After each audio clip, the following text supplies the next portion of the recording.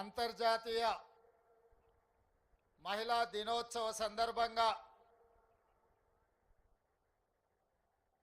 శ్రీమతి సీతక్క గారి అధ్యక్షతన ఇందిరా మహిళా శక్తి కార్యక్రమాన్ని ఏర్పాటు చేసి పరేడ్ గ్రౌండ్లో తెలంగాణ రాష్ట్ర నలుమూలల నుంచి 1,00,000 మంది బిడ్డలను ప్రజాపాలనను ఇందిరమ్మ రాజ్యాన్ని ఆశీర్వదించడానికి రప్పించి మీ అందరి ఆశీర్వాదం మా ప్రభుత్వానికి లభించినందుకు మనస్ఫూర్తిగా మా ఆడబిడ్డలకు అంతర్జాతీయ మహిళా దినోత్సవ శుభాకాంక్షలు తెలియజేస్తున్నా.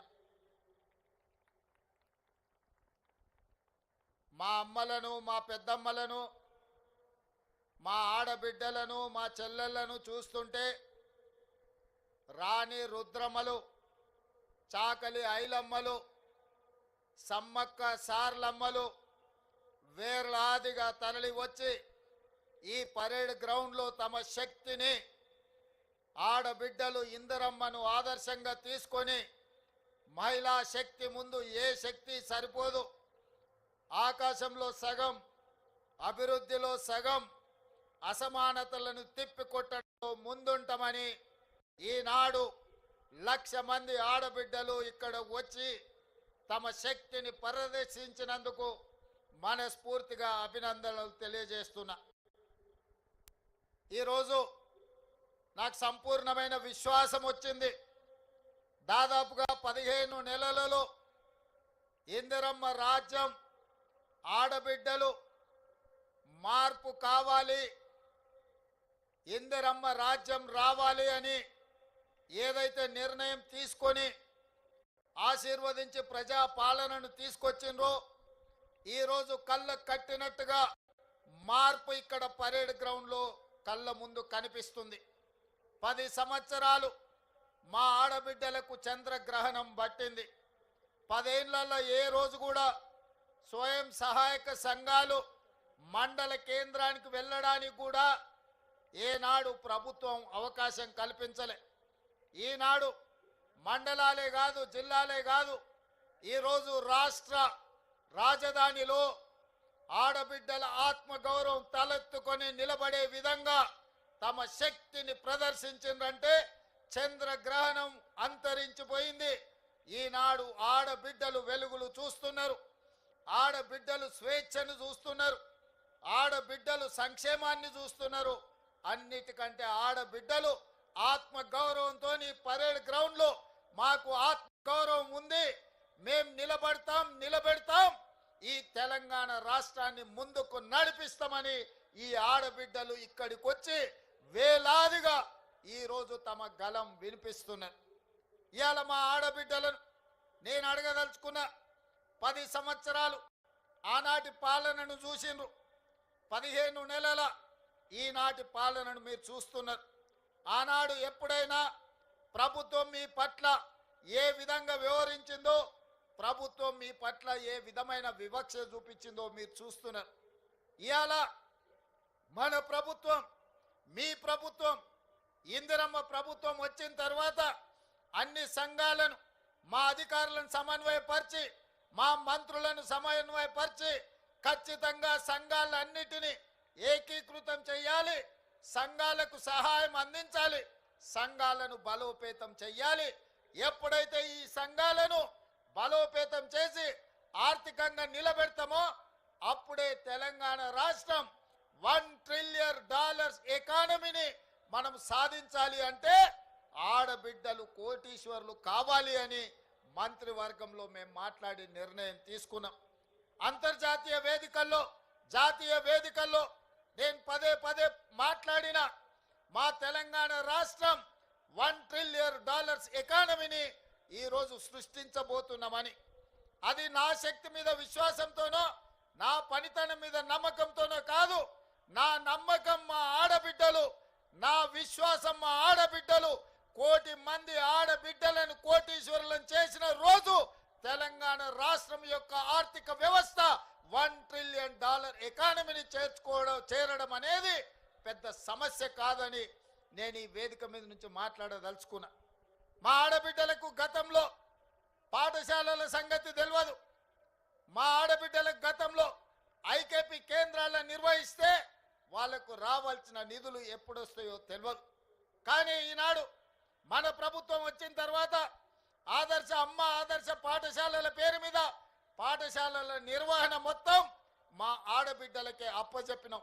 ఎందుకంటే తండాలలో, గూడాలలో, మారుమూల పల్లెల్లో ఉన్న మా పేదలే మా స్వయం సహాయక సంఘాల సభ్యులు. ఈరోజు తెలంగాణ రాష్ట్రంలో దాదాపుగా 65 లక్షల మంది ఆడబిడ్డలు సంఘాలలో ఉన్నారంటే వాళ్ళ బిడ్డలే ప్రభుత్వ పాఠశాలల్లో చదువుకుంటున్నారు. అందుకే ఆలోచన చేసి ఈ పాఠశాలల్ని కార్పొరేట్ పాఠశాలలతో పోటీ పడే విధంగా వాటి నిర్వహణ ఉండాలి.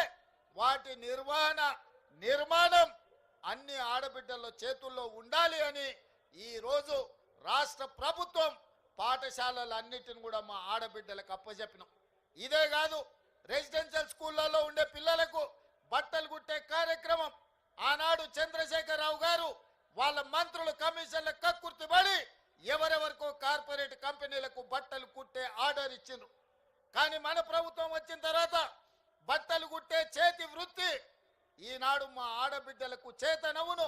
ఇంట్లో కూర్చున్నా 1000 రూపాయలు సంపాదించాలి అన్న ఆలోచనతోని 1,30,00,000 జతల బట్టలు రెసిడెన్షియల్ స్కూళ్ళలో ఉండే ఆడపిల్లలకు, మగ పిల్లలకు పాఠశాల తెరిచిన మొదటి రోజే బట్టలు అందించే విధంగా ఈరోజు బట్టలు కుట్టించే కార్యక్రమం మా ఆడబిడ్డలకు ఇచ్చినాం. ఆనాడు 25 రూపాయలు ఉండే కుట్టుగోళ్ళు, మరి ఈనాడు మా ఆర్థిక మంత్రి బట్టి విక్రమార్క గారు దాన్ని 75 రూపాయలకు పెంచి మా ఆడబిడ్డలకు గిట్టుబాటు కావాలి, లాభసాటిగా ఉండాలి. 4 రూపాయలు సంపాదిస్తే వాళ్ళ కుటుంబానికి ఉపయోగపడుతుందని చెప్పి ఈరోజు 75 రూపాయలు ఇచ్చినాం. ఇదే కాదు, జిల్లా కేంద్రాలలో ఇందిరా మహిళా శక్తి భవనాలు ఉండాలి. మీ సమావేశాలు కార్పొరేట్ కంపెనీలతో పోటీ పడే విధంగా మహిళా సంఘాల సమావేశాలు జరగాలి.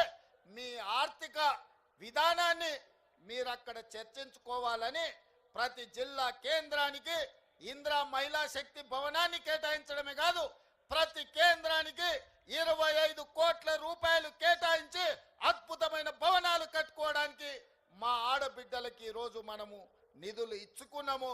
మిమ్మల్ని బలోపేతం చేసే కార్యక్రమాన్ని ఈరోజు మనం తీసుకున్నాం. ఇదే కాదు, ఓట్లు వచ్చినప్పుడు, పంటలు పండినప్పుడు ఐకేపీ కేంద్రాలు నడిపి ఆ తర్వాత మా ఆడబిడ్డలకు పని లేకుండా ఉండకుండా ఇంతకుముందే మిత్రుడు బట్టి విక్రమార్క గారు చెప్పిండ్రు, మేము ఈరోజు మీకు 1000 మెగావాట్లు సోలార్ విద్యుత్ ఉత్పత్తి చేసి నిర్వహించి విద్యుత్ శాఖకు అమ్మే విధంగా ఈరోజు ఒప్పందాలు చేసినాం.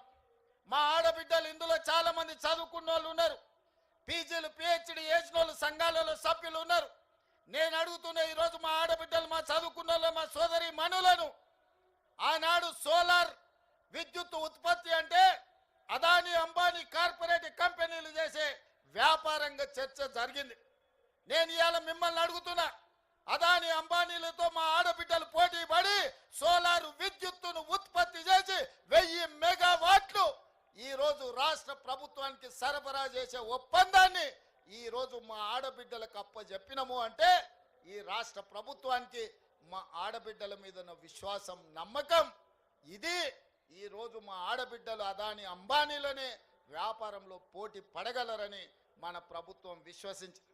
ఇదే కాదు, మా మిత్రుడు పొన్నం ప్రభాకర్ గారు వారి శాఖ, రవాణా శాఖ, ఆర్టీసీలో బస్సులు ఎవరెవరో పెట్టుబడిదారులు కొని ఆ బస్సులు ఆర్టీసీలో కిరాయికి పెడితే వాళ్ళెవరో లాభం పొందుతున్నారు.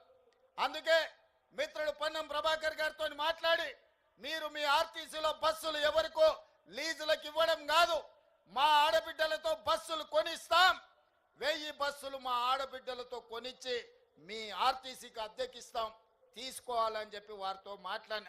వారి శాఖ ఎండి సజ్జనార్ గారు వాళ్ళందరూ ఆలోచన చేసి ఈ బస్సులు ఈరోజు ఇస్తున్న బస్సులు ఆషామాషి బస్సులు కాదు, ఎలక్ట్రిక్ బస్సులు ఇప్పుడే 150 బస్సులు కన్నుల సాక్షిగా ఈరోజు బస్సులను ప్రారంభించుకున్నాం. రాబోయే రోజుల్లో 1000 ఎలక్ట్రిక్ బస్సులకు యజమానులు ఇవాళ మా ఆడబిడ్డలు కాబోతున్నారు.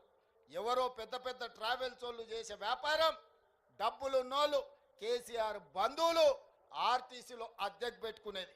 కానీ ఇవాళ మా ఆత్మ బంధువులు మీరు, పేగు బంధం ఉన్న మీ సోదరుడు ఇవాళ తెలంగాణ రాష్ట్ర ముఖ్యమంత్రిగా ఉన్నాడు. కాబట్టే ఈరోజు మా ఆడబిడ్డలకు 1000 ఆర్టీసీ ఎలక్ట్రిక్ బస్సులు అద్దెకిచ్చి ప్రతి నెల లక్షల రూపాయలు సంపాదించుకునే అవకాశం ఈరోజు మా ఆడబిడ్డలకు వచ్చింది అనంటే మీ ఆశీర్వాదం, మీరు అండగా నిలబడబట్టే. ఆనాడు చంద్రశేఖరరావు మొదటి 5 సంవత్సరాలు ఒక్క ఆడబిడ్డను కూడా మంత్రివర్గంలో తీసుకోలేదు. కానీ ఈనాడు కొండా సురేఖమ్మ, సీతక్క ఈరోజు మంత్రివర్గంలో ఉండి ఆడబిడ్డల ప్రతినిధులుగా మీ తరఫున మాట్లాడి, మీ తరఫున కొట్లాడి, మీ సంక్షేమం కోసం, మీ అభివృద్ధి కోసం, మీ ఆత్మ గౌరవం కోసం నిలబడ్డారు. ఇవాళ మహిళా కమిషన్ నుంచి మొదలు పెడితే కార్పొరేషన్ల వరకు ప్రతి ఒక్కరిని ఈరోజు మన ప్రభుత్వం మహిళలకు సముచితమైన స్థానం ఇచ్చింది. ఇదే కాదు, ఇవాళ నేను గుర్తు చేయదలుచుకున్నా, మా మేయర్ గారు ఉన్నారు వేదిక మీద, మా డిప్యూటీ మేయర్ గారు ఉన్నారు, మా ఆడబిడ్డలు ఎంపీపీలు, జడ్పీటీసీలు, జిల్లా పరిషత్ చైర్పర్సన్స్, సర్పంచులుగా ఉన్నోళ్ళు ఉన్నారు. తల్లి ఆనాడు మీకు పరిపాలనలో భాగస్వాములు కావాలి, మీ చేతిలో అధికారం ఉండాలి అని రాజీవ్ గాంధీ గారు కలలు కని స్థానిక సంస్థల్లో మహిళలకు మహిళా రిజర్వేషన్ తెచ్చింది. కాబట్టి ఈ రోజు ఆడబిడ్డలు జిల్లా పరిషత్ చైర్పర్సన్స్, మేయర్లు, మున్సిపల్ చైర్పర్సన్స్, జడ్పీటీసీలు, ఎంపీటీసీలు, సర్పంచులు అవుతున్నారు. ఈ అభివృద్ధిని, మీ పనితనాన్ని చూసి శ్రీమతి సోనియా గాంధీ గారు చట్ట సభలలో ఎమ్మెల్యేలుగా, ఎంపీలుగా, ఎమ్మెల్సీలుగా ఆడబిడ్డలు రాణించాలని రాజ్యసభలో మహిళా రిజర్వేషన్ పాసు చేసి ఇవాళ మహిళలకు చట్ట సభలలో రిజర్వేషన్లు కాంగ్రెస్ పార్టీ సోనియా గాంధీ గారు కల్పించారు. ఇక్కడ ఉన్న మా ఆడబిడ్డలందరికీ నా సూచన ఒక్కటే, రాబోయే ఎమ్మెల్యే ఎన్నికల్లో, ఎంపీ ఎన్నికల్లో 33% మహిళలు ఎమ్మెల్యేలు, ఎంపీలు కాబోతున్నారు. మీలో నైపుణ్యం ఉండి నాయకత్వ లక్షణాలు ఉన్న ఆడబిడ్డలకు టికెట్లు ఇచ్చి మిమ్మల్ని ఎమ్మెల్యేలుగా గెలిపించుకునే బాధ్యత, ఎంపీలుగా గెలిపించుకునే బాధ్యత మీ సోదరుడిగా, మీ అన్నగా నేను తీసుకుంటా అని చెప్పి మా ఆడబిడ్డలకు మాట ఇస్తున్నా. మీరు నాయకత్వ లక్షణాలను పెంపొందించుకోండి, సమాజానికి సేవ చేయాలని ఆలోచన పట్టుదలతో ముందుకు రాండి అని చెప్పి ఈరోజు మా ఆడబిడ్డలకు చెప్పదలుచుకున్నా. అందుకే ఇవాళ మీరు ఆలోచన చేయండి. ఆనాడు ఇందిరమ్మ, ఆ తర్వాత ప్రతిభా పాటిల్, ఆ తర్వాత మీరా కుమార్, ఈనాటి వరకు మహిళలకు తెలంగాణ రాష్ట్రం ఇచ్చిన సోనియమ్మ ఆశీర్వాదంతో ఈనాడు ప్రియాంక గాంధీ గారు కూడా చట్టసభలలో ఉన్నారు. మహిళలకు అండగా నిలబడ్డది ఇందిరమ్మ రాజ్యం కాదా? మీరు ఒక్కసారి ఆలోచన చేయండి. అందుకే ఈరోజు ఇందిరమ్మ రాజ్యంలో ఆడబిడ్డల సంక్షేమం, ఆడబిడ్డల అభివృద్ధి ప్రధాన ఎజెండాగా పెట్టుకొని మేము ముందుకు వెళ్తున్నాం. మా మిత్రుడు బట్టి విక్రమార్క గారు చెప్పినట్టు మొదటి సంవత్సరంలోనే 21,000 కోట్ల రూపాయల బ్యాంకు జీరో వడ్డీ రుణాలను మీకు ఇచ్చి మళ్ళీ మీరు ఆత్మగౌరవంతో తలెత్తుకునే విధంగా ఈనాడు కార్యక్రమాలు తీసుకున్నాం. మొన్న సివిల్ సప్లైస్ కార్పొరేషన్ ని రివ్యూ చేసినాం, అగ్రికల్చర్ డిపార్ట్మెంట్ రివ్యూ చేసినాం. పెద్దలు ఉత్తమ్ కుమార్ రెడ్డి గారు, తుమ్మల నాగేశ్వరరావు గారితో పంట పండించిన పంట ఐకేపీ కేంద్రాలు కొంటున్నాయి. కొన్న వడ్లు మిల్లులకు వెళ్తున్నాయి. మిల్లులో కొన్ని పంది కొక్కులు ఆ వడ్లను మొత్తం మెక్కుతుండ్రు. కట్టవాయ అంటే కట్టరు, పట్టుకోవాయ అంటే దొరకరు. అందుకే ఈ దొంగలను నమ్మదలుచుకోలే. ఈ దొంగలకు గుణపాఠం చెప్పాలి. ఈ ఎలకలకు, పందికొక్కులకు మందు పెట్టాలి అంటే రాబోయే రోజుల్లో ప్రతి మండలంలో మా మహిళా సంఘాలకు రైస్ మిల్లులు పెట్టించే బాధ్యత మా ప్రభుత్వం తీసుకుంటది. మీ సోదరుడు రేవంత్ రెడ్డి తీసుకుంటాడు, మీ రేవంత్ అన్న తీసుకుంటాడు. రైస్ మిల్లులే కాదు, గోడౌన్లు కూడా కట్టించి ఐకేపీ కేంద్రాలలో మీరు కొనుగోలు చేసిన వడ్లను మీ గోడౌన్లలో నిల్వ ఉంచి ఆ వడ్లనే మీరు మిల్లింగ్ చేసి బియ్యం రాష్ట్ర ప్రభుత్వానికి, ఫుడ్ కార్పొరేషన్ ఆఫ్ ఇండియాకి సరఫరా చేసే విధంగా చర్యలు తీసుకోవాలని ఉత్తమ్ కుమార్ రెడ్డి గారితో మాట్లాడినా. ఈ మహిళా దినోత్సవం సందర్భంగా మా ఆడబిడ్డలకు నేను ఒక మాట ఇస్తున్నా, రాబోయే రోజుల్లో మీరు చూసుకోండి, ప్రభుత్వమే స్థలం ఇస్తుంది, ప్రభుత్వమే లోన్లు ఇప్పిస్తుంది, మీరే గోడౌన్లు కట్టండి, మీరే రైస్ మిల్లులు పెట్టండి, మీకు అండగా నిలబడతాం, మిమ్మల్ని వ్యాపారస్తులుగా నిలబెడతాం, మీ కాళ్ళ మీద మీరు నిలబడండి, ఆర్థికంగా నిలదొక్కోండి, ఈ రాష్ట్రాన్ని $1 ట్రిలియన్ ఎకానమీగా మా ఆడబిడ్డల్ని మార్చండి అని చెప్పి నేను ఈ సందర్భంగా అడుగుతున్నా. అందుకే ఈరోజు రాష్ట్ర ప్రభుత్వం 1 కోటి మంది మహిళల్ని కోటీశ్వరులను చేయాలంటే ఈరోజు 65 లక్షల నుంచి 67 లక్షల మంది మహిళలు చేరిన. మరి దీన్ని విస్తరించాలనుకున్నాం, అయితే కొన్ని నిబంధనలు అడ్డం వచ్చినాయి. 18 ఏండ్ల నుంచి 60 ఏండ్ల వరకే ఈరోజు సంఘాలలో సభ్యులుగా చేరడానికి నిబంధన ఉన్నది. అందుకే చీఫ్ సెక్రటరీ గారికి ఆదేశాలు ఇచ్చిన, 18 ఏండ్లను 15 ఏండ్లకు తగ్గించండి, 60 ఏండ్లను 65 ఏండ్లకు పెంచండి, ఆడబిడ్డల్ని సంఘాలలో సభ్యులుగా చేర్చండి, 1 కోటి మంది ఆడబిడ్డలు సభ్యులు కావాలి, వాళ్ళను కోటీశ్వరులను చెయ్యాలి అని ఈరోజు ప్రభుత్వానికి ఆదేశాలు ఇచ్చిన. 10వ తరగతికి వచ్చిన ఆడబిడ్డ ఎంత చైతన్యంతోనూ ఉంటుంది. ఆ చెల్లె ఈరోజు అన్ని చదువుకుంటుంది, అన్ని చూస్తుంది, ప్రపంచం ఏ విధంగా ముందుకెళ్తుందో 10వ తరగతికి వచ్చిన ఆడబిడ్డకు అవగాహన ఉన్నది. అందుకే 15 సంవత్సరాలు నిండిన ప్రతి ఆడబిడ్డను, ప్రతి చెల్లెల్ని సంఘాలలో సభ్యులుగా చేర్చండి. 60 ఏళ్ళు పైబడిన కుటుంబ బాధ్యతను ఆ తల్లి వదలలేదు. ఇంటైనా తిరగబోయినా, కొడుకు చేతికి రాకపోయినా తల్లిగా మీరే కుటుంబ బాధ్యత నెరవేరుతున్నారు. కూలి నాలి ఇంటి పని పాచి పని చేసి వ్యవసాయ పనులను చేసి ఈరోజు కుటుంబాలను 60 ఏళ్ళ పైబడ్డ ఆడబిడ్డల బాధ్యత మోస్తున్నారు. అందుకే 60 ఏళ్ళు పైబడిన ఆడబిడ్డల్ని కూడా, అక్కల్ని పెద్దమ్మల్ని ఈరోజు సంఘాలలో సభ్యులుగా చేయడానికి నిబంధనలను సడలించినాం. అందుకే మా అధికారులకు, మా ఆడబిడ్డలకు సూచన చేస్తున్న, సభ్యులను పెంచండి, 1 కోటి మంది కాండి, 1 కోటి మందిని కోటీశ్వరులను చేయడానికి నా వంతు ప్రయత్నం, అండగా మీతో నిలబడతా. చివరగా ఒక్క మాట నేను చెప్పదలుచుకున్నా, చంద్రగ్రహణం పోయింది, మన జీవితాలలో వెలుగులు వచ్చినాయి. ఇందిరా మహిళా శక్తి అంటే ప్రపంచానికే ఆదర్శంగా నిలబడే ప్రయత్నం చేద్దాం.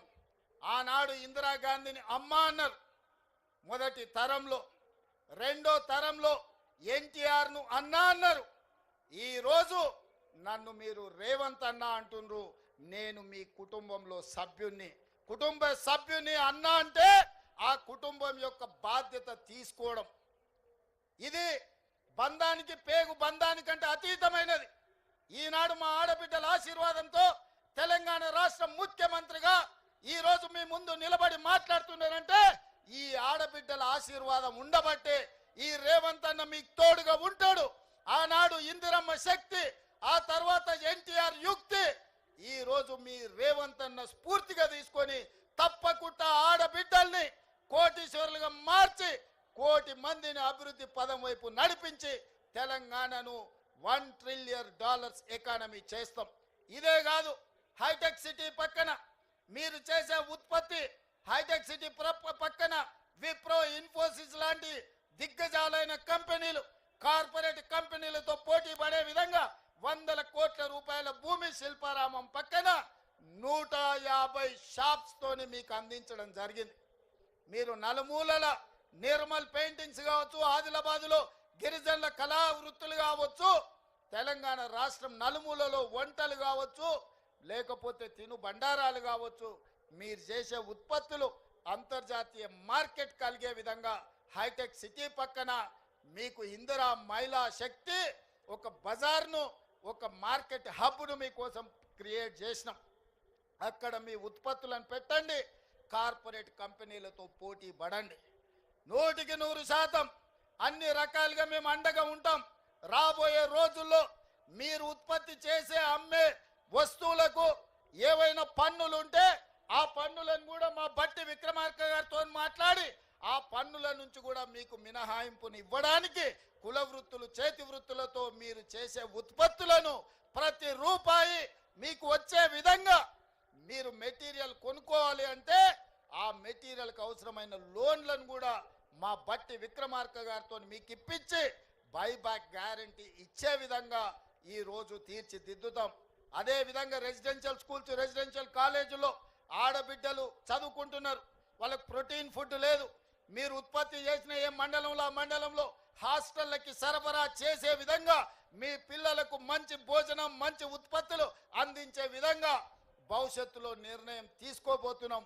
వాటి మీద కూడా చీఫ్ సెక్రటరీ గారికి సూచన చేస్తున్నా, అదేవిధంగా సెట్ సిఓ గారికి సూచన చేస్తున్నా. మీరు సమీక్షించి మీరు విధానం తయారు చేసి నా దగ్గరికి తీసుకురండి, వాటన్నిటికి కూడా అనుమతిస్తా. మరి ఈరోజు ఇంత ఆలస్యమైన ఇంత చీకటైన మారుమూల ప్రాంతాల నుంచి వచ్చిన మా ఆడబిడ్డలు ఇంత ఓపికగా కూర్చొని ఈ ఆలోచనలు పంచుకొని సంఘాలను ముందుకు తీసుకెళ్ళండి, సమావేశాలు పెట్టండి, మీ స్వేచ్ఛను ఉపయోగించుకోండి, మీరు స్వయం సాధారికతను సాధించండి, ఈ తెలంగాణ రాష్ట్రాన్ని అభివృద్ధి పదం వైపు నడిపించండి. అన్ని రకాలుగా మీకు అండగా ఉండే బాధ్యత నాది. ఇవాళ బీఆర్ఎస్ వాళ్ళు ఏడుస్తున్నారు. శ్రీశైలం లెఫ్ట్ బ్యాంక్ టన్నెల్ కూలితే జనాలు చచ్చిపోతే వాళ్ళు సంతోషంతో డ్యాన్స్ చేస్తున్నారు. ఏనైనా రోడ్డు మీద యాక్సిడెంట్ జరిగి ఎవరైనా చచ్చిపోతే వాళ్ళు సంతోషపడుతున్నారు. ఏనైనా పంట ఎండిపోతే వాళ్ళు సంతోషపడి గంతులు వేస్తున్నారు. ఇంత పైశాచిక ఆనందం ఎక్కడన్నా ఉంటుందా? ఏందే వాళ్ళ ఆలోచన? టన్నెల్ కూలితే రేవంత్ రెడ్డిని తిట్టొచ్చు, రోడ్డు మీద ప్రమాదం అయితే రేవంత్ రెడ్డిని తిట్టొచ్చు, కాళేశ్వరం కూలిపోతే రేవంత్ రెడ్డిని తిట్టొచ్చు, ఎండకు పంటలు ఎండిపోతే రేవంత్ రెడ్డిని తిట్టొచ్చు. నన్ను తిట్టడం కోసం మీ పైశాచిక ఆనందం మంచిదా అని బీఆర్ఎస్ వాళ్ళు నేను అడుగుతున్నా. 10 ఏళ్ళు ఏల్తిరి దోసుకుంటురి, 10 నెలలు కూడా కాలేదు, అప్పుడే ఈ ఏడుపులు పెడబొబ్బలేంది? ప్రజలు చచ్చిపోతుంటే బాధతో ప్రభుత్వానికి అండగా నిలబడాలి. ప్రజలకు ఏదైనా కష్టం వచ్చినప్పుడు మనందరం కలిసికట్టుగా ఆదుకోవడానికి ఆలోచన చేయాలి. ప్రజా సమస్యల్ని 10 ఏళ్ల పరిపాలన అనుభవం ఉన్న మీరు మాకు సూచన చేయాలి. ఈరోజు నీళ్ళ సమస్య వచ్చినా, కరెంటు సమస్య వచ్చినా, ప్రాజెక్టుల ప్రమాదం వచ్చినా మీ అనుభవాన్ని ఉపయోగించి ప్రభుత్వానికి సూచన చేయాలి తప్ప మీ పైశాచిక ఆనందం తెలంగాణ రాష్ట్రానికి మంచిది కాదు. పైశాచిక ఆనందం పొందినోడు ఎవడు బాగుపడ్డోడు ఎప్పుడు చరిత్రలో చూడలే. పురాణాల నుంచి నిన్న మొన్నటి ఎన్నికల వరకు ఈ పైశాచిక ఆనందం ఉన్నోళ్ళు బాగుపడ్డది సంగతే లేదు. అందుకే మీ ఏడుపు ఆపండి, అభివృద్ధిలో భాగస్వాములు కాండి. ఈరోజు జరుగుతున్న కుల గణనలో మీ పేర్లు నమోదు చేసుకోండి. మా ఆడబిడ్డలు చేసే అభివృద్ధిలో కూడా మీరు భాగస్వాములు కావాలి. మా ఆడబిడ్డలు పట్టుదలతోని ముందుకు వచ్చిండ్రు. ఆడబిడ్డలకు అండగా నిలబడే బాధ్యత ఈ ప్రభుత్వం తీసుకుంటుంది. 1 కోటి మందిని కోటీశ్వరులను చేసే వరకు ఈ ప్రభుత్వం విశ్రమించదు. ఆడబిడ్డలారా, అక్కలారా, పెద్దమ్మలారా, చెల్లెల్లారా, మిమ్మల్ని అడుగుతున్నా, 1 కోటి మందిని కోటీశ్వరులను చేద్దామా? చేద్దామా? చేద్దామా? 1 కోటి మందిని కోటీశ్వరులను చేద్దామా? చేద్దామన్న వాళ్ళందరూ చేయి పైకి ఎత్తండి, వెనకాల ఉన్న వాళ్ళు కూడా ఎత్తండి, అందరు ఎత్తండి. జై ఇందిరమ్మ, గట్టిగా జై ఇందిరమ్మ, జై ఇందిరమ్మ. ధన్యవాద సోదరి మనులారా.